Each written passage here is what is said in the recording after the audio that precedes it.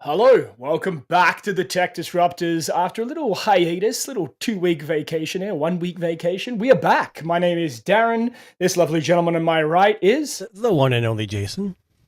and we are the Tech Disruptors. And for those of you who don't know us, what is wrong with you? But the real reason is we like to talk tech. We talk tech news. We talk product reviews. We talk AI. We talk all the crazy things that are going on in the world. And if you've been living under a rock, you may have noticed this week, especially.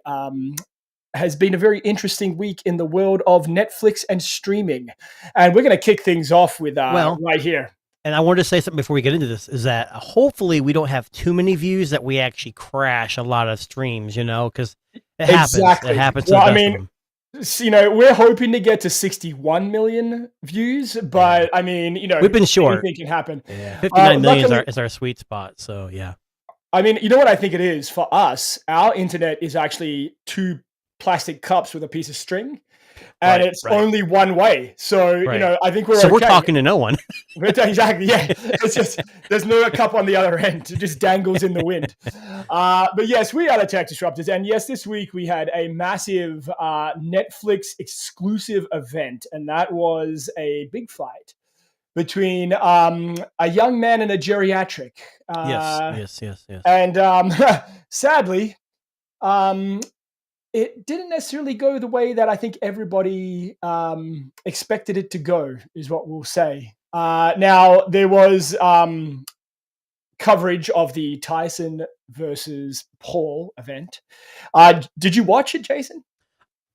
I watched a lot of it. I couldn't make it to the main point, but I don't think it really mattered. So the first few fights I watched were okay, but as the night went on and more people started joining in, I got a bunch of issues where it was buffering, and I honestly thought it was on my end because we had a bunch of people watching streaming TVs in different rooms, staring at their phones, but I've never had that problem before, so I was kind of worried, but come to find out, I was not the only one.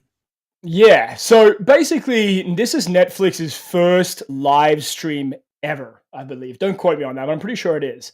And they wanted to stream the world's biggest fight between, someone who was a champion and someone that currently is a champion.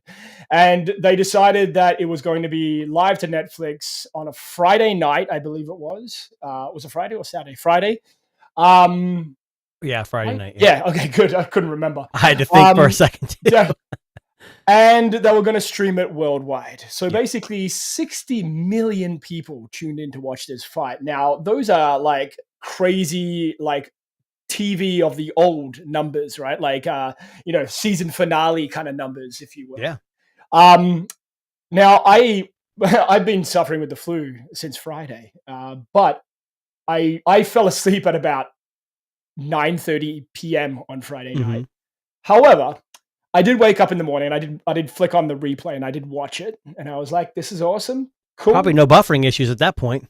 No, there wasn't any buffering because it was already downloaded onto Netflix. So I didn't have any issues. But I do know and I do have friends that were saying that there was some buffering issues. Now, when I know my wife and my son were watching it, and I noticed a few times what was happening here is that the audio was fine, but the picture was frozen up. Right. Yeah, that's the few things I ran at first, but like you, about 10-ish, 30-ish, I kind of fell asleep.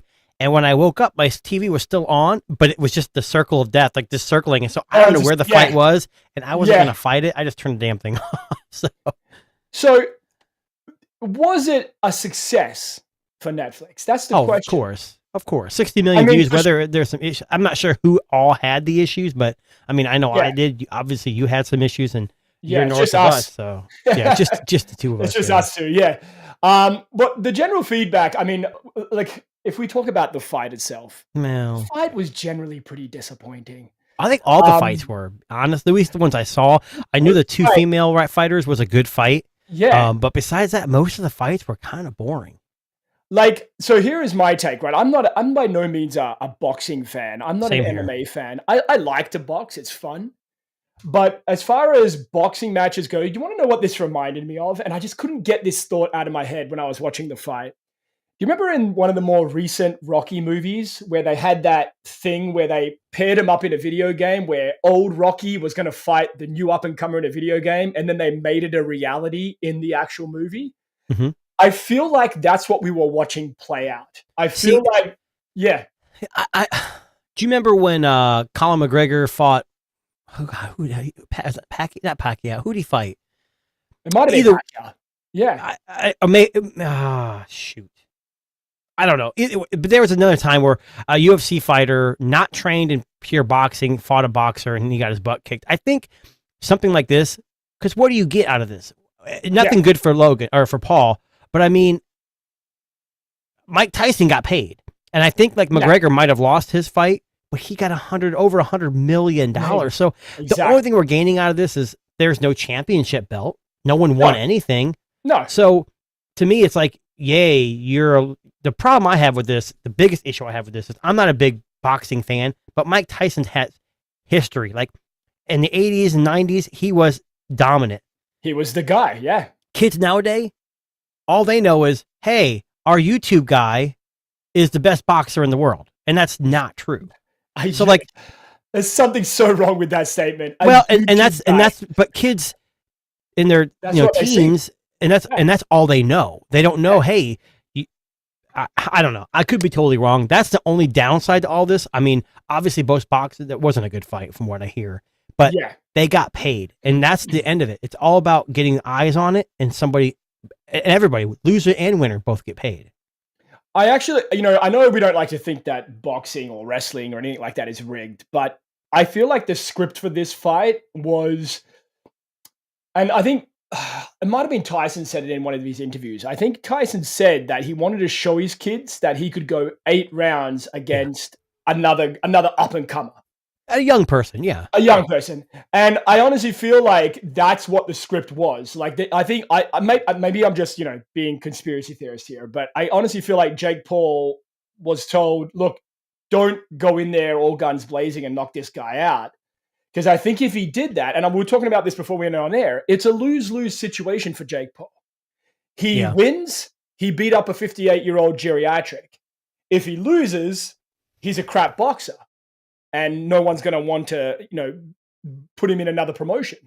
So, it's lose-lose situation for Jake Paul. I don't think, for Netflix, probably did gangbusters. They probably made lots of money and lots of new subscribers. But as far as, the tech side of things go, you would think that Netflix, out of all the companies, might have had this shit figured out. Well, they've been doing it for so long. And like you said, I don't know if this was their first live stream, but it's definitely their first, I think, live sporting event. Yeah. And I think that's really what it boils down to is like, is that the best Netflix can do? I hope not. Well, they've had that Love is Blind, and they had those. I think it was last year. They had some. I didn't watch it, but I heard that they had a live reunion with all the reality stars, and there were some weird issues where cuts weren't made right and things were said, and they had to cut it. And so, but with live, you're going to have issues. But I don't think it was more of a the streaming buffering issue. It was more of things being said that should have been censored and stuff like that. We know what we know is that Netflix has promised Christmas Day football matches off the top. I think that's what it is, right? Two matches, I believe. On Christmas I can't even Day. believe what they paid for that. Yeah, so I think by the time the football matches come to fruition on Christmas Day, I'm pretty sure they're going to have their shit ironed out. I think they would have figured out what the issue was by then. Look, Amazon can do it every Thursday night. Now, here's the problem, though. Yeah. Now, Amazon does do, not that football's big in Canada or not, I don't know. But, Thursday night, they have a game or two. Yeah. I don't think it has 60 million people watching it. No. See, that's what people don't understand is... That's a lot of bandwidth, right? That's a lot of people. But Netflix isn't small either. So, either is Amazon. So, I would say if they have 15 million people watching, they're not going to have a problem. You can't tell me when one of these big movies that they made come out, there isn't 5, 10, 15 million people watching it. Maybe not all at once. See, that's the big difference. You're having 60 million eyes, roughly, all on it, all at once. I mean, I thought for sure there was going to be no issues, and it was fine for a little bit, about a half an hour or so what I watched. I mean, you got to remember too, like with Netflix, there's a Netflix app, but how many people are taking that stream and then broadcasting on those illegal websites, right? For everybody that doesn't have Netflix in other countries, and so there's True. other factors that come into play. But look, the fight itself was pretty sad. I don't think we nearly got the result that we wanted from this particular event, but it's cool to see that in this day and age, yep, Netflix can stream something live. Hopefully, that's the beginning of a lot of cool things to come. Yeah. I know they've got the rights for WWE, so there'll be 2 live shows a week for the WWE, right? Well, and I Monday also and know Friday. that I think the new Google TV streamer. Yes. So I have that hooked up. I ordered it and I haven't been messing with it too much. But I noticed that with Netflix and my controller or my phone, I can actually play some games through the app. And I don't know if having the Roku before that, or Roku, however you want to say it, I don't know if that was the issue, but I was actually pretty impressed. They were pretty fun, like adventure games. You choose it. I was pretty impressed. There's a whole section of it's in beta, I believe, but it was still pretty fun. So Netflix has got a lot of things cooking. They have the gaming apps and all kinds of stuff. Are they? I think they're going after it. And I think a lot of these companies. We'll talk a little bit about Spotify a little bit later on in the show, but I think a lot of these companies are going after YouTube because YouTube is the biggest streaming platform, right? And I know YouTube may be out of reach at this point. They're a juggernaut. They really are. But I mean, let's just talk about Spotify. We've got them here. So Spotify is going after. If I can find it on here, 1 second. I think a lot of these. I don't know this. I don't know this much about this article, but I think a lot of these companies are trying to go for that short form, like TikTok and YouTube Shorts. And YouTube Shorts blew up. I mean, TikTok's probably been there for a while. But yeah, this is something interesting. So Spotify has come out this week and they're basically saying, we're going after video. I know they tried it and it wasn't really that great. They didn't kind of know what they wanted to do. They were going for video podcasts, which I mean, we're on Spotify, so why the hell not, right? But CEO Daniel Ek come out this week saying that they're ready to have a crack at, video podcasts like YouTube. So basically, they want to push the platform of Spotify to grow video podcasts. But it's video podcast only. It's not like creative, like React videos and the doom scrolling videos, right? It's more like something like what we do. Yeah, I mean, look, at the end of the day, we're on YouTube, but what's to say that we couldn't do it on Spotify video? I mean, if Spotify video takes off and the video podcast take off, it could be very well a really quick and fast way to build up some following. Spotify's got a lot of eyes and ears, I should say, and I think that obviously YouTube is a juggernaut. We talked about how big they are, and it's very saturated. I think if you get on the ground floor, like MKBHD, Mr. Who's the Boss, they started making videos 15 years ago when it was still young, and that's how they got their footing. They obviously had to have dedication and stick to it. But if this video podcasting really does do well, and let's say Tech Disruptors goes there, that could get us a footing in another avenue that could really help us out too. Well, I think from what I read here, Spotify, what they're planning to do is to pay better than YouTube does for video podcasting content.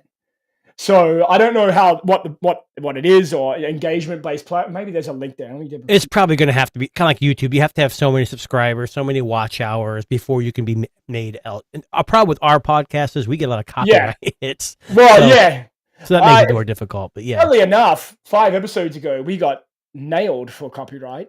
I challenged it, and we won. Oh, really? I didn't know that. We won. Yeah, the person who owned said content didn't respond. So nice. I have no idea what it was. I can't remember, to be honest with you. But I had a YouTube short from like 3 years ago or 2 years ago that just came up and they took the music out because all of a sudden the artist decided they didn't want the music, so they took my whole video down, which I didn't really care at this point. But here's a fun fact. So the theme song that's played at every graduation ceremony is a Pomp and Circumstance or something like that? Yeah. That's copyrighted. So if you were streaming that during your graduation ceremony from YouTube, you could technically come under copyright infringement. It happened to a bunch of schools and education facilities here in Canada last year. It is what it is. Well, I mean, yeah, I mean, someone obviously owns the rights to the music. So is it really that crazy? Not really. Um, Now, Jason, I want to pivot away from streaming for a second, and I want to talk a little bit about AI. I know it's been a week and a bit I don't since know we much about last. AI. I never heard of it. What is AI? So, Oh, Apple Intelligence. Okay. yes, you do. Yeah, I've been telling you. So I'm going to give you three choices here. You can Okay. choose which way you want to go. This. Do we want to talk about robot dogs, AI grandma, or the ghostly white robot? The ghostly white robot. Oh, here we go. Okay, so a company here, I believe they're called Torso, has created a ghostly white Can I just say that's a humanoid great robot. name? I know, right? I know. Very With water-powered muscles. So Clone Robotics is a Polish robotics company. Has a humanoid torso with capable of human-like movements. Now, there is a video. I'll show you the video in just a second. But this kind of like the Tesla robots, these bipedal robots, they can jump, they can dance, and doing these daily chores. Now, the company basically has come out and said that they're working on what they call biometric robots, which move with the strength and dexterity of biological beings. So basically, imagine a robot that is as close to human in movement as you can possibly imagine. So I'm going to pull up the video here. Let me just, I might pull this up individually on YouTube for a second.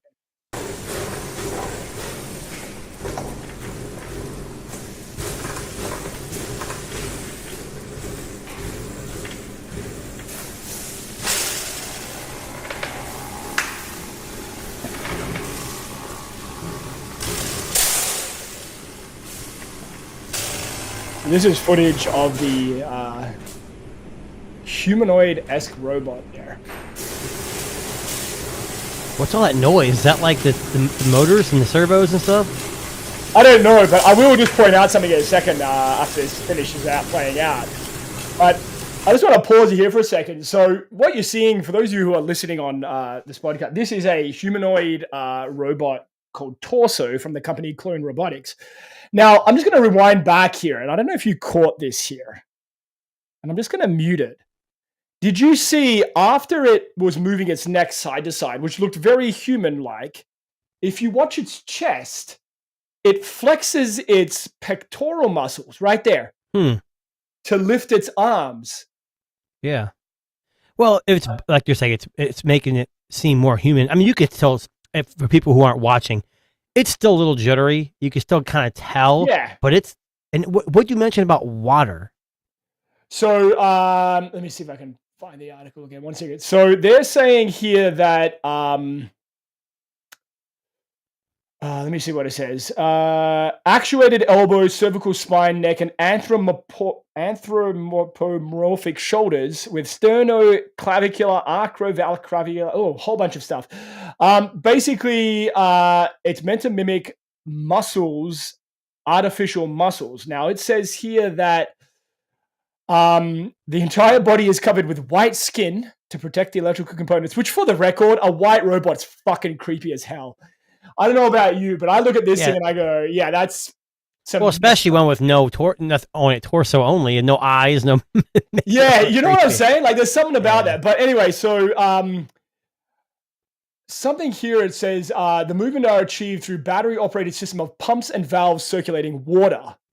Which is interesting because it's not hydraulic fluid. They're using water as like a hydraulic fluid. Yeah, so the torso has a water container. Yeah, uses a hydraulic system. Yeah, but you get into a dry area, desert, that water dries out. You're done. Well, I mean, I don't think these are meant to be made for desert. Right, they're just trying new things. It's the fact that, hey, we can make this thing look real by using waters with pumps. I mean, that's crazy. But I mean, you know what? If you think about it, the human body realistically is run on water as well. So this is kind of we would die in desert too if we left. Yeah, but I love that it's using a hydraulic system to push water through the tubes. Yeah. Right. So, and that activates the tendons or replicates the muscle movement. So this would probably be, I mean, out of all the robots we've seen, I would say that movement wise, with a little bit more tweaking, this probably has the capacity to be the closest to human movement organically that we've seen. Well, and the only other thing I noticed in that video was the sound.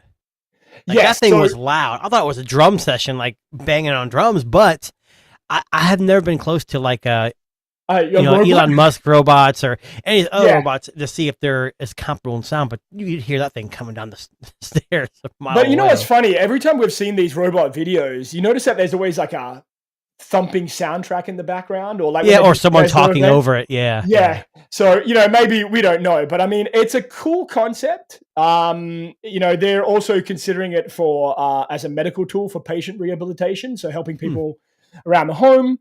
But basically, what they're focusing on this the clone torso is they're trying to replicate dexterity and function. So a little bit unlike the other robots we've seen that are like, parkouring and lifting heavy things, they want to make this look and feel human, which I think kind of is an interesting proposition, right? Like if we're trying to get it close to as human as possible, maybe this is, another way that they can make this happen. So yeah, more palatable to if we see a robot as human, but that's also a double-edged sword because it looks more human, I'm more comfortable, but holy crap, it's more human. It's gonna take over. Still have that same issue. So I don't know. Now, let me ask you this because I know we didn't mention this one yet, but how many spam calls would you say in a week you get on your phone? I know, besides not ones you answer, but ones you just receive.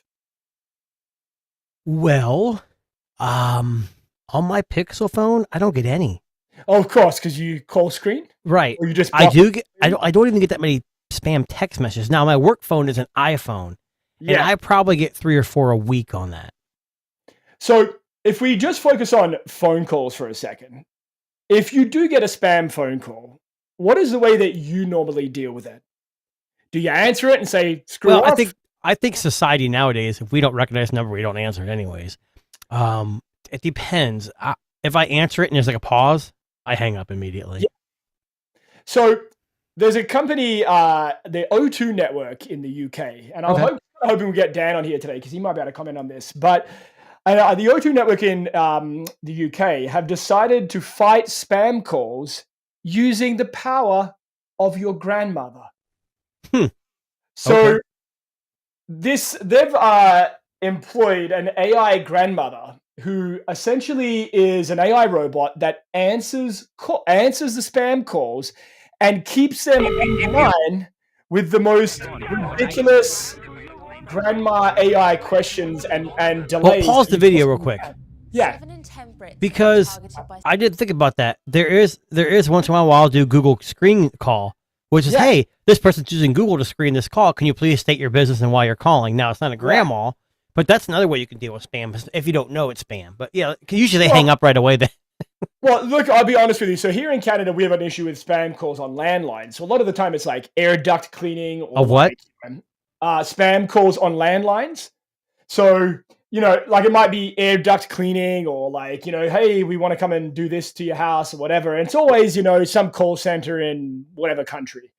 But what makes this interesting is a lot of the time, if I'll answer the phone and I'll be like, oh, hello, we'd like to come and do air duct cleaning, clean out your furnace, but whatever. You said landline. No one uses landlines. Well, I know, I'm just kidding. Landlines in Canada. But anyway, so this company has employed this. So this is an AI grandma. I'll play it. Created by O2 to waste phone scammers' time.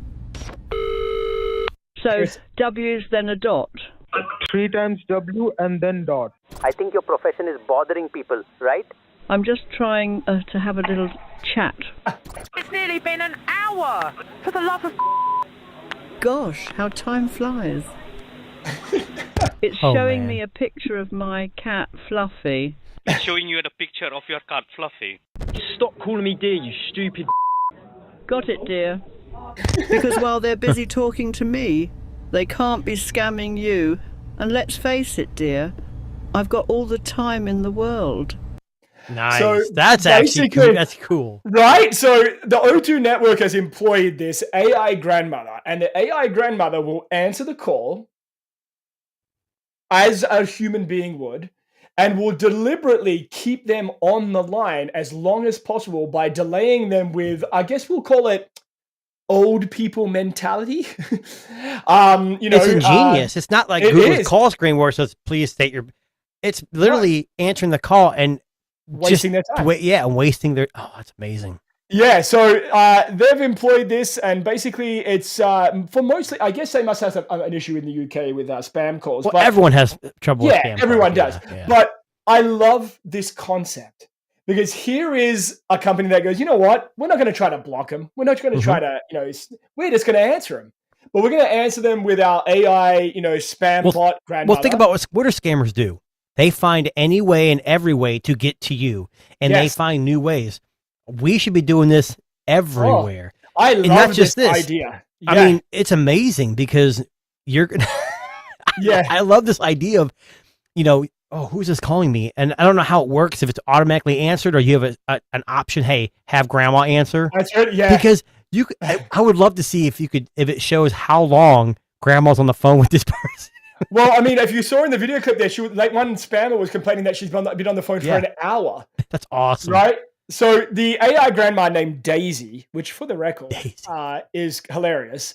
So she has been created to trick scammers into thinking they're talking to a real grandmother who likes to ramble. If and when the AI does hand over the demanded bank details, it reads out fake numbers and names. So it actually gives them fake banking details as well. Wow. You think about, we've all used Gemini, right? Live. Yeah. And how good it is. Like, I just used it this weekend and my brother was like, holy crap, that's amazing. If Google could do something like that with their AI, because you could just have back and forth conversation. Yeah, absolutely. This is more snarky, which is awesome. But which I love. Honestly, I want to join the network just for this reason. If they had it here, I would join just for that. So it says here that in some test runs, the bot has kept people on the phone for 40 minutes at a time. Wow. 40 minutes of just like delays and pauses and, this is the stereotype because most scammers, they say, try to target older people who don't maybe understand the technology and what they're doing. Yeah. Haven't you ever watched those YouTube videos of when they catch the scammers and they hack their computers and it's that's what it says here. Yeah. Yeah. So they're saying here that it works by listening to a caller and transcribing their voice to text. Responses are generated through a custom LLM complete with a character personality layer. And then fed back through a custom AI text-to-speech model to generate a voice answer. And all of this takes place in real time. And it's quick. There wasn't a whole much of a delay. Yeah, so I don't know, man. I'm digging. I have to give O2, the UK's largest mobile network, I got to give them some props on this. Okay, here's what I'm going to say. I use Google Fi here in the US. I know they're an MVNO. They're not the biggest. Google Fi, please do something like this. This will be amazing. Honestly, I feel like if you're watching or hearing us and you find this article, it's on TechSpot, share that. Tag Google, tag all your cell phone providers and say, we need this in Canada and the United States. I will say this. Brilliant idea. Pixels do a very damn good job of blocking this stuff. So I don't even get these calls on I'll be honest, my personal phone, I don't get any. Some spam text still come through like, hey, your United States Post Service package can't be delivered because your address is wrong. Oh, like, yeah. Shut up. All the time. I get a couple of those, but even that's getting better. Yeah. Now, let me ask you this. When it comes to AI, where would you not want to see AI-generated video content? Where would you not want to see that pop up? Where would I not want to see it? Yeah. The bathroom? No, what I'm getting at is if you were engaging with social media, television, radio, whatever, on a regular basis, where would you not expect AI to pop up? I'm talking about like AI-generated video and audio. I mean, the only thing I can think of is like if you're doing online telehealth, you would expect to be talking to a doctor. I know that's probably not what you're looking for, but like that would be something like if you didn't know it was AI and it actually turned out to be. Yeah. Or I don't know. That's the thing I can think of. Let me ask you this, right? So we have Christmas is just around the corner. And, Christmas is a very, popular time of the year for families to come together and celebrate one another. The one area you wouldn't expect AI to be used is in Christmas commercials. And one of the biggest companies in the entire world is creating AI-generated TV ads for this festive holiday season. Can I tell you why? Too expensive to pay actors? Hell yeah! It's how much cheaper just to make it. Now they I have know, to go through yeah. and edit it and make sure, but it's so much cheaper. You're going to see this So- happening a lot more with these big companies. Coca-Cola is coming out with 3 versions of a holidays are coming ad, and I've got one of them to show you in just a second. So you can pull it. You can kind of gauge how, I guess, real they look. Okay. But they're generating AI-produced holiday commercials. Now, every year, Coca-Cola has produced a holiday commercial, and every year it's different. The I think polar actually- bears, the trains, yeah. People look forward to it, right? Like it's a big thing. It's Tradition. It's a sign that Christmas is coming. It's tradition, yes. Yeah. So Coca-Cola's first AI commercial here, if I can finish this page. Yeah, I will find it. 1 second. I'll just pull it up. Give me 1 sec. But Yeah, saying to continue reading, you must yeah, subscribe. Hang on a second. Here we go. So here is, I believe, one of their first AI ads, if it will let me show you. Okay, 1 second. So I'm going to pull up this. Oh, it really doesn't want me to show it to you, but okay, hang on. Might be one of those copyrighted things too, since they haven't been No, released. here we yet. go. Okay, so here is their first AI generated ad.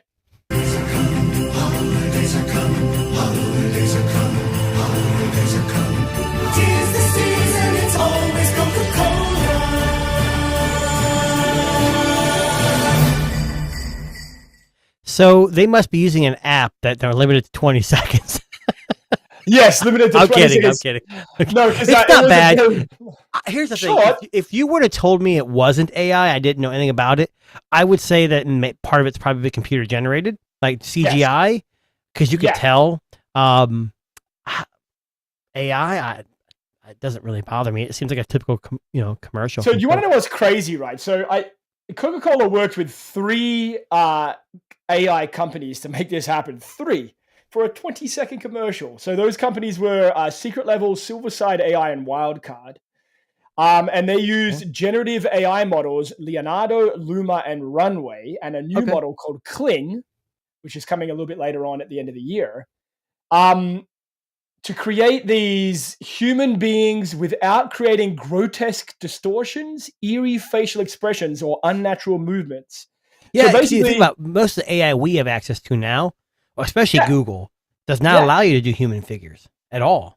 Yeah, so I mean, basically, they've come out. I mean, looking at it, I'll just pull it up again so we can have another look at it. But Do you have all 3, or just the no, one? I just got the one here. I'm going to see if I can pull up this one again. Hang on 1 second. So here it is again. Just mute it.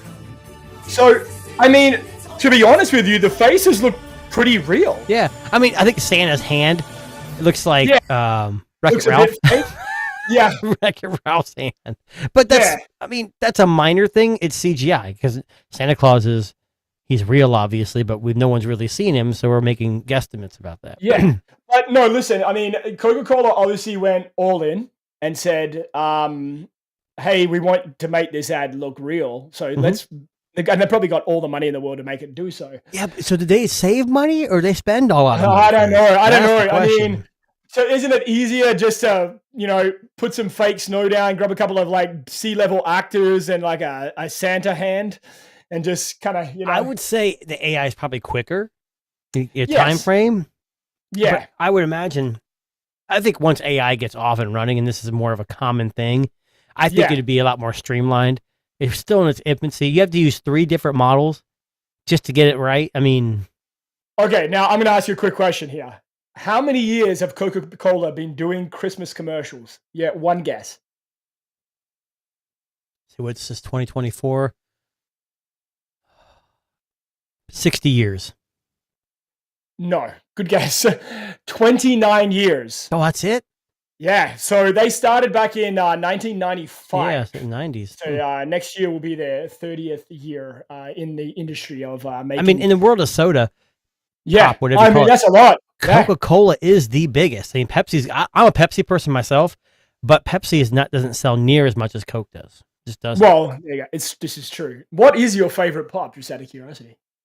I just prefer Coke. I don't drink regular pop. It's always zero or sugar free or Yeah. diet, whatever they call it now. I prefer I like Pepsi Max, which is now like Pepsi Zero, and Fair I like enough. Wild Cherry Pepsi Zero. I mean, I tried the Oreo Coca-Cola, Oh yeah, which they is too. only in zero, and it was good. I Yeah. like the chocolate. And then Did you try the Oreo cookies? I The love Oreo them. Coca-Cola cookies? No They're one- pretty good. Me and my daughter, my youngest daughter, liked them. No one else Yeah. liked them. I like the Yeah. fizz afterwards, how it popped in Yeah. your mouth a little bit. People, Yeah. they had knocked it out of the park. They're trying. They're trying. I mean, you got to Yeah. give them credit where credit's due. Now, speaking of Christmas, do you want to know what I'm not buying this Christmas? Um, A book from very popular company named Apple. a book. A book. Apple has released. Okay. Yes. Yeah. Okay. Apple sorry. has released the 100 best albums of the century. A book, a hard paperback book. It's probably based on Apple Music, of course. Yep. How much? $119. $450. Yeah. No. What the- $450 for the Apple 100 best albums in hard book. I can't even believe this. Apple must be smoking crack. I honestly this is fucking No, ridiculous. Darren. You know what the problem is. The 16s aren't selling as well as the 15s. Yeah, and so the they're gonna 14s. jack the price up. The Vision Pro is done, so they got to make up. They have subscriptions now, but people maybe aren't subscribing as much, so they're going to the book now. Make up that. $450. Hey, for the listeners out there, I'm going to do a GoFundMe. If you want to go ahead and supply some $450, I will make content for 100 days on this book. Listen, for $450, Jason and I will construct our own album to be in the next 100 albums of the decade list, and we will make sure that it gets there for $450. And I'll read it to you every night before you go to bed. Yes. A chapter Seriously. a day. Seriously, for $450. So, it's okay. Does- There's only 1,500 copies. Okay, Ooh, I get okay, it. so it's limited. exclusive. So does Apple have a Audible or something? I'm sure they do. Do they? What's it called? Apple Books? I don't even know. I don't think so. I mean, I guess it's part of their ebook. Maybe you buy Yeah. it through So why there, couldn't I you don't- get this an ebook for like $20? Yeah, but you probably can. That's the fucking kicker, right? So Okay. I read this article and I went, okay, so the fact that there's only 1,500 copies, okay, that's fine. I understand that. But what else does it do? Nothing. So basically, all it is a hardcover with linear notes that are each entry is deeply insightful. Fuck off. Ooh, I like First of insightfulness. all, Great. Yeah. Mhm. I thought that you might get like a QR code to the MP3. Or a QR code for 6 months of free Apple Music. Yeah, like something like that. But Jesus, Or a $450 year, for some yeah. fucking words on a page and a picture. What does Apple Music cost for a single user a month? $10, I think $5? it's like $10 I a don't know. month. Yeah, $10 a month, give or take. So 10 times. So you're gonna 10 times 200. So let's say it costs $250 for an average user. For $450, you could sell them the book and give them a year of Apple Music for free, and then hope they forget, and it gets Yeah. renewed. That's what the companies do, anyways. Do you want to know? I know exactly where they spent their money because the article says it here. So this countdown was assembled by Apple's music team of experts alongside a group of artists. So like Pharrell, Charlie XCX, Mark Hoppus. Of course, you have to pay those artists. Hold on, Honey. What's that say? Honey, what? Where is it? Dijon? Honey Dijon, yes. Who the hell is that? I have no idea. I wish I knew. So songwriters, producers, and industry professionals. I don't know. I've heard of what- all the other people on that list, but Honey Dijon. Yeah. I gotta look it up now. Honey, Yeah, and that might be please worth look. the $450 right there. No, I honestly thought that maybe there was something cool attached to this. Okay. I thought it might have been. For listeners, I apologize. Honey Dijon is an American DJ. Right. Okay. From Chicago, rightfully so, pretty popular. So I'm not a dance electronic genre enjoyer, so I Yeah. apologize to any Honey Dijon fans. Let's say they had to pay all of these music industry professionals, songwriters, producers, etc. It makes sense that this book is for. Yeah, but you only have 1,500. You're not going to make that much money. No, that's exactly what I'm saying. So listen, what You're I already don't paying these people royalties and Yeah. Apple Music. Come on. And I'm just going to say this: please don't buy this for somebody. Don't give them the money for this because, like, this is ridiculous. Like, you want to make an album, you want to give someone something music related. Buy them a subscription for a year to Spotify, not Apple Music, because fuck them. Give them a Tidal subscription, something. But this is ridiculous. Well, Tidal's been laying off employees. I don't know if they're going to be around much longer. Tidal's the only streaming service that does well. I guess Apple might have too, but like super hi-fi quality. Yeah, and that's why I subscribed to him for a while. But yeah, YouTube Music even too. That's what I use. They've lost their mind. That's crazy. Yeah, like honestly, I don't even. I heard about the book, but I didn't even think about what the price was going to be. Yeah, so $450. Oh, Apple. At least store a $350 cleaning cloth. Well, that's it. Yeah, and use it as a bookmark or something. You know, anything, a case for your phone, even anything. Wow. Now, speaking of going back to the UK for a second, company called Channel 4 have actually released their very own dedicated app for watching content on the Apple Vision Pro, and it looks stupid. Yeah, so I when I read this, I thought it was kind of interesting because Channel 4 is a streaming service in the UK. Great service, some great content.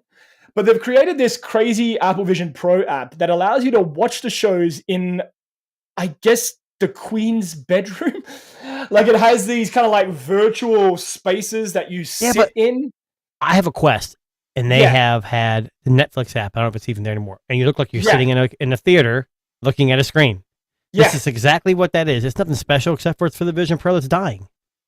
So on screen now, if you're watching this live, like it looks like the inside of a museum, or like it looks like a haunted room, like Red Rum. Yeah, two little girls would come out saying Red Rum. They're gonna say Red Rum. Yeah. So anyway, I don't know why you would need the virtual room. Like, just make it a nice big screen for you to see. I don't really understand. I mean, you got to utilize the Vision Pro for something, and it probably has good spatial awareness, but I still think it's kind of dumb. I'm sure it's mapping your wall, so it's like linked to the size of your room, maybe? I don't know. So apparently it's the virtual rooms are connected to the show you're watching. So in the TV show Taskmaster, apparently this is a room inspired by the TV show. Never heard of it, but okay. Paramount does one for SpongeBob. And Disney Plus does one where it's like set in Ireland. So apparently this is a thing. I didn't realize this was a thing. But apparently. So Darren, what you're telling me is you're going to run out and spend $3,500 on one right now just so you can watch this app. I mean $4,500, but yes. Oh, right. Yes. Canadian 2 more money, kidneys. Canadian Right. Yeah. So, I mean, it's an interesting concept. I just don't understand why you would need it. I think this is. It's cool, I guess. I mean, for them, I never heard of Channel 4. I'm not from there. It doesn't look that good, though. Like, it kind of looks really fake. Yeah, that's what I'm saying. It doesn't look. It doesn't look great. Like, it looks like a VR room where a screen's whatever. Yeah, I don't know. But anyway, I think we're enough of Apple dick riding for now. Let's move on. Channel 4, thanks very much for that. Now, can we talk... what was I going to talk about? Oh, I've lost my train of thought. Oh, Casio. Casio, you know, the company that makes calculator watches and calculators. Don't they make G-Shocks? G-Shocks, really popular. Nice watches. Yeah. They've released a smart ring. It's not smart. I have to say, I fucking laughed out loud when I saw the picture of this. I have to say right now. Here's what I thought. The first thing I thought was when I read what it actually was, because it's not really smart, I thought of the late 90s, early 2000s bling bling rap, where someone talking about pinky rings, and they have, because it only comes in one stupid size, 10.5. So if it doesn't fit, put it on a finger. If your finger's too small, they give you like these little bumpers, but it's like, they're like bring... Okay, so for those of you who are listening to us, okay, I just want to give you some context. I have to be able to describe this to you. Yes, please. Imagine a classic digital Casio stainless steel watch on your wrist. Imagine that shrunk down to the size of a ring with still having the watch face on it. And that's what they've done. It's not smart at all. No, it literally does not track steps. Yeah, it's a watch. It's a watch. It's a old school retro Casio watch that's been shrunk down to the size of a ring. I can't even tell you how ridiculous this looks. Is there another photo? Like, look at this. What am I looking at here? Like, it looks pretty in a photo, but it quite literally. I pulled it up on the website. Yeah. One US $180. Oh no. But it has a light and an alarm function. But if you're a first-time buyer, you can get 15% off your purchase. Hold up. Now, so I have to wonder here, like, what makes this a smart watch if there are no smart features? There's no heart rate tracking. There's no sensors on the back of the ring. I'm looking at the actual website to see what if it does say anything. So, it has a stopwatch and a light. Yeah. It's and an equipped with a alarm. mineral lens and features mirrored mask displaying a sequence of digits from 0 to 23. Oh my God. It's just a watch. It's a With tiny baby the number size 6 watch. encircled as a nod to MM6 numerical signature. What the? I don't know how that even means. Oh my dear goodness. Now, So- here's what's interesting. Now, on the website there, it shows it like a hard ring. Yes. I'm looking at this, and it says offered in 2 sizes, which is small medium, which is 16.5 millimeters, or size 6 in the US, and medium large, which is 19.8 millimeters, or size 10 in the US. Which this smart ring I have on my, I don't measure my fingers. I have this on my index finger, and it's a 11. Yeah. So I you couldn't can't even wear work. this. No. If So- it had the stretchy band like the watches had, Yeah. that'd been perfect. You Like it wanna looks know like in that. What's funny? This looks like if Lou Ferrigno wore a Casio Yes. watch on his finger. Yes. Like imagine the biggest guy you can possibly imagine wearing a 40 millimeter Casio watch, and that is what it looks like on a finger. It is. Here's what's ridiculous. interesting. So it says it only comes in a couple sizes, Yeah. but it says it's got an expansion band, like the Yeah, ones it's that, right that here. stretch. Yeah. That's not what they're showing on here. No, it's so actually that- like it's like the whole band on your fingers expands. That doesn't So, expand at all. So apparently there is a stretchy band out there, but there are also spacers to Right. fit fat fingers. But Thanks. I have a clip here, and I want you got to see this. It doesn't show anything most- smart about it at all. Okay, so here is the clip. Oh, I gotta see it. People, this is real. This is a real product, not a fake. This ain't a joke.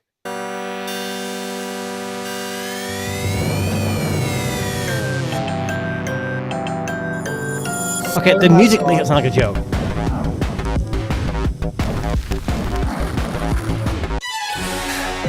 Oh my god.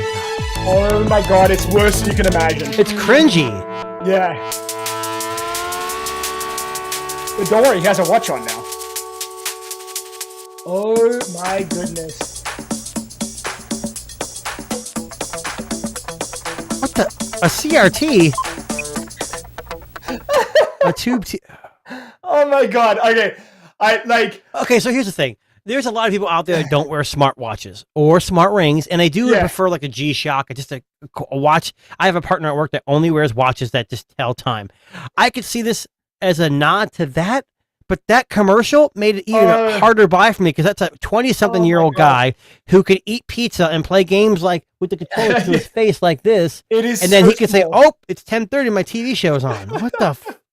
Who the hell watches cable anymore? We all stream everything. We don't need to know what time it is when the show starts. So, Jason, I Oh want to my ask you God. this. Sorry. We are a few short weeks, nay, a month and a bit away from our final product show of the year, where we talk about bust of the year. It's not a bust yet. Not And a it's bust yet. Here's my problem with it. It's not really a smart device, so I don't know if I'd include it.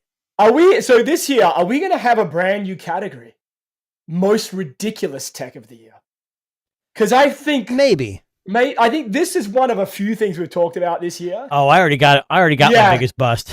Oh yeah, and listen, I'm gonna be honest with you. Like, I know for people that are listening on Spotify and Apple Music, I'm sorry, but please look this up. Just type in Casio smart ring or whatever the hell. Or it's called. just type in Casio finger watch. Yeah, finger No, watch. maybe not.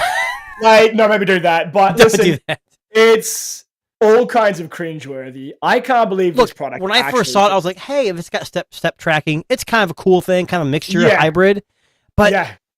for one, it has no smarts, and that commercial made it worse. Oh, it was just horrible. Could you imagine Absolutely horrible. See, I don't wear that ring, so I can't button my shirts. That Yes. dude can button his shirt because he has a finger watch. Oh God. Oh man. Anyway, so I'm just gonna move out of that world. You got to go to Amazon. Yeah, okay, Amazon. So we're gonna talk last week we were talking about Amazon dropping their cheap Temu alternative. Yeah. But can we talk about Thanksgiving's coming up, and Amazon's actually dropped a brand new TV that's coming out for Thanksgiving that actually might be good. So I want to bring this up. So they're introducing a mini LED series TV from the company Omni, and it looks fucking amazing. So QLED mini LED panels. 1400 nits of peak brightness. Wow. Dolby Vision IQ, HDR10 plus adaptive, AI assisted intelligent picture technology, and it actually looks like a TV you'd want to have in your home. But here's the problem. I don't want Fire TV. I hate Fire TV. It's Now, like the okay. worst TV service ever. Yes, okay. Now, software aside, if we just look at like a straight picture quality, like, I mean, let's say Of you look course. up your Google TV What's the stream to price? listen. So they're saying it's going to be between $820 for the For how- 55-inch, Okay. all the way up to 85 inches, which would be about $2,100. But mini LED is one of the more recent technology that's Yes. come out for TV. This is like new technology. Now they're saying here that you're going to have also AMD FreeSync Premium Pro certification, Okay. Well, a lot of Wi-Fi TVs have 6, that. Wi-Fi 6E, Mhm. 144 hertz refresh rate, Dolby Atmos audio. It will ship with 2 speakers, complete with 2 subwoofers, and allow Dolby Atmos audio. Well, Yeah. okay. So here's my thing. I shouldn't bang on Fire TV. No, I'm not. I don't mean, use Amazon anything. I use Amazon to buy stuff. I don't have Yeah. any Alexa devices. I don't have any Fire TV devices anymore. I just didn't ever like them. They always kind of lagged and kind of a lot. I'll tell you honestly, a lot of people who have Fire TV have those jailbroke ones or hacked Yes. ones when they can get free stuff. But I'll be honest. I just purchased a new TV, and a lot of TVs now from Hisense, TC. I don't know about TC. I know Hisense. A lot of their TVs have FreeSync built into them. Yeah. 144 hertz, Dolby Vision IQ. Yeah. The TV I bought says it has subwoofers built in. I couldn't find much information on it, but you got to Did remember, you buy a TV that- 100-inch TV? I did not. Well, I was So gonna I say. wanted to, but Yeah. the difference in size and price wasn't worth it for me. I mean, I saved myself probably almost $800 just going with an 80. I went with an 85. Yeah, which is a good size. Yeah. But I think it's good if it can nail the price. But like I have a Roku TV that I use now, and I don't use the Roku interface. I use my Google TV. Yeah, of course. streaming. That's what I do too. Yeah. Yeah. Yeah. I mean, look, I know Thanksgiving's coming up, and Black Friday. We might talk about Black Friday today, but Black Friday deals are coming out. I think Black Friday's this week, right? Walmart started last week. Yeah. So right now, I mean, I know right now, The Verge did an amazing Black Friday deals write up, and like if you look through some of these deals, like AirTags 34% off, AirPods 44% off, AirPod Pro 2s $100. Yeah, but the question I have is the Apple Book on clearance for Black Friday? No, but Samsung's Music Frame is 38% off, and it's still too expensive. Yeah, I wouldn't buy those. Beats Studio Pros. These is a pretty good deal. The Sony 1000 XM4s, they're $153 off, which brings them down to $196 Those are the over the ear, right? Not the earbuds. over right? the ear. One Okay, of the so I have best the headphones- I have the X4 earbuds. Yep. Yeah.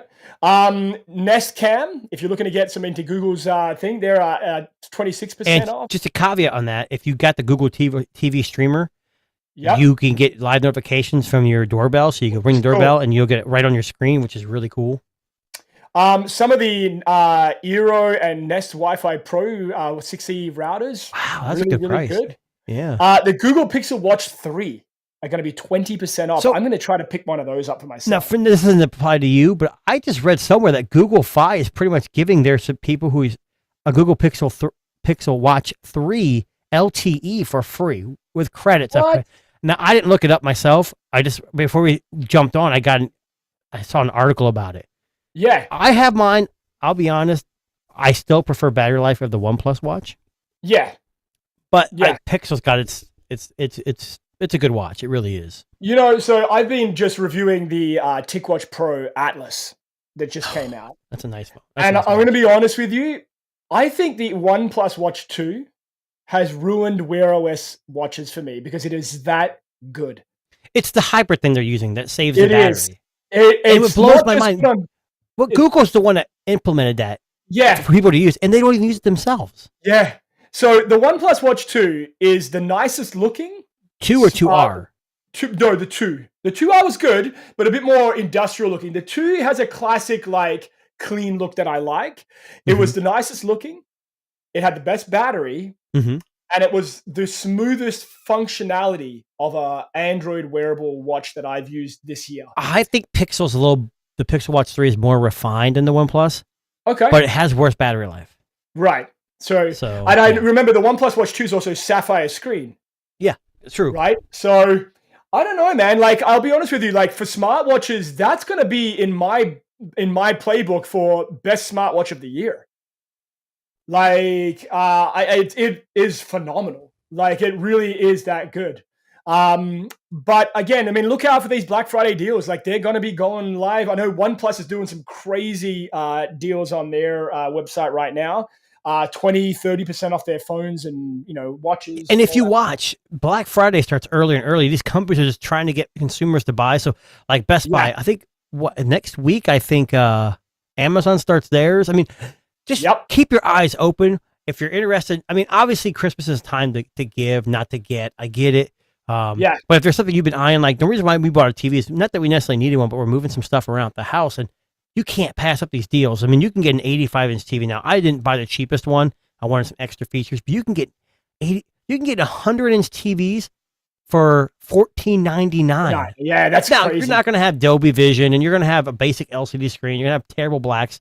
But if all you want is size, that's it. Yeah. I mean, yeah. It's size crazy. matters. Well, not necessarily, size doesn't really matter. It's all about how you use it, you know? Yeah, true. It's about the girth, not the size. Okay, so right.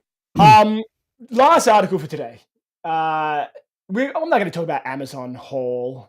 Amazon Haul. We'll touch on it real quick. Amazon Haul is the Amazon duplicate of Temu or AliExpress, and it is not near as good and not near as in depth of merchandise that either one of those two offer.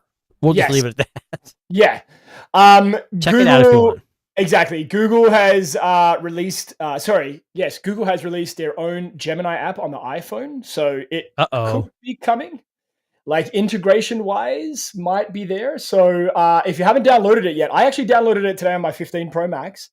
I also set the quick action button to open Gemini, which you can also do. Like Gemini Live or just Gemini? Open straight into the app, and then you can go straight from there. Or you can there is a way to set it up where it goes to Gemini Live.